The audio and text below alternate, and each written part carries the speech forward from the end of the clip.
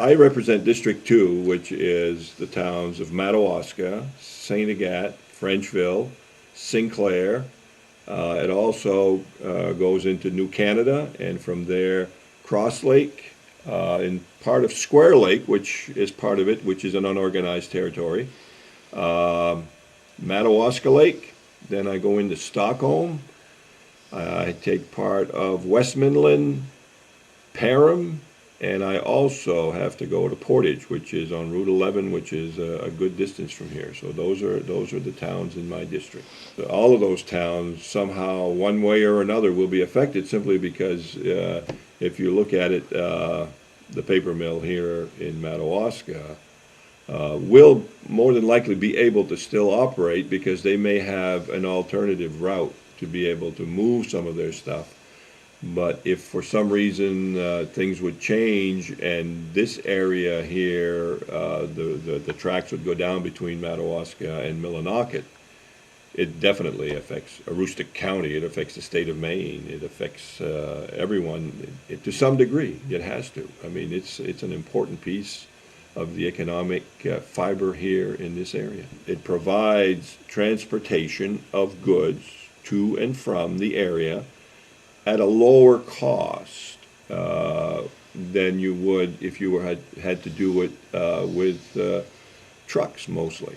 It is one of those things that has been there simply because you can put three truckloads into a car and bring it down, and the cost of moving it is, I believe, about like 5 cents a mile per ton on the rails, and about 20 cents per mile if you do it the other way with using a truck.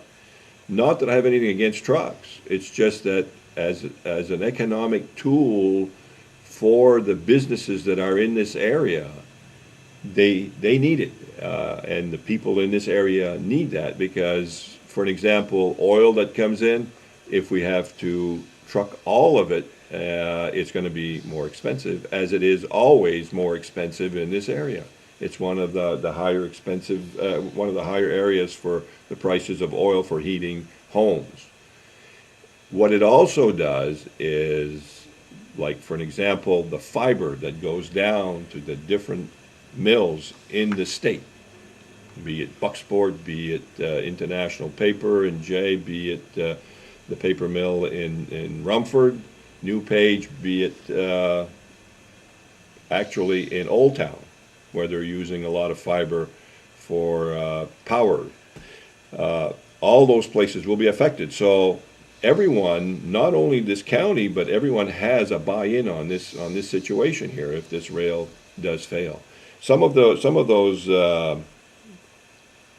so-called hidden so-called revenues, you might say, from the rails is if this goes down, there'll be higher unemployment. There's no question about that. We've been given a report from people in the middle of the county here who say the day that the rails go down, 700 people become unemployed.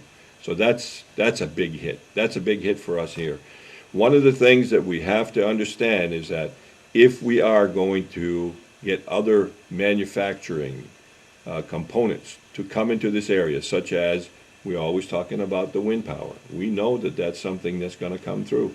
And if there's a way of being able to master some of this stuff and to move some of that stuff around, rails are going to be very important. LP Mill in Holton, they just put in, I believe it was a $150 million expansion. They have timber there that doesn't fit on the truck. They must have the rails in order to move that. So therefore, that's another thing as you look at it and say, well, if the rails go down and some of those jobs leave, I don't know. It's going to be very hard. I'm actually the author of LR 2076, an act to authorize a general fund bond issued to purchase and upgrade trackage of the Montreal, Maine, and Atlantic Railway. Basically what happened is, so that you understand, basically what happens is my bill stood alone. It went before the Transportation Committee. There was a difference of opinion. There was it wasn't totally all positive. There were a few people that were negative. I think 3 out of the 13. And so basically what happened from there is it stood alone. Of course, there are two parties, Republican and Democrat. So there were some people who felt a certain way about different things. And Libby Mitchell, who is now running for governor, who is the president of the Senate, decided that she would put in a bond package and ask if she could use, or were we interested in rolling my bill into the bond package? And I said, yes, I was. So the governor put in a competing bond package to hers and asked me if I also wanted to be on that one. And I said, yes. So therefore, what happened is we hung on to my bill that stood alone until the very last minute so that we could find out where we were going to go with it.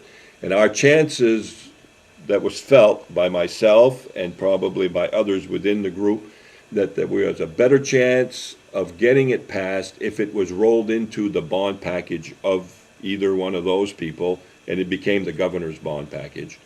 And therefore, there was a lot of discussion about how much money would be in this thing. $20 million was what we were looking for. It ended up being cut down. There was some money. How important this is that the governor took some money from the rainy day fund to be able to satisfy one of the parties. I believe it was close to $10 million from the rainy day fund in order to fund this and put the bond package for the rails at $7 million. So it's a $17 million question, not the 20 as I was saying, but those are negotiable items. So that's how that originated, more or less. That's how it was all done through that process.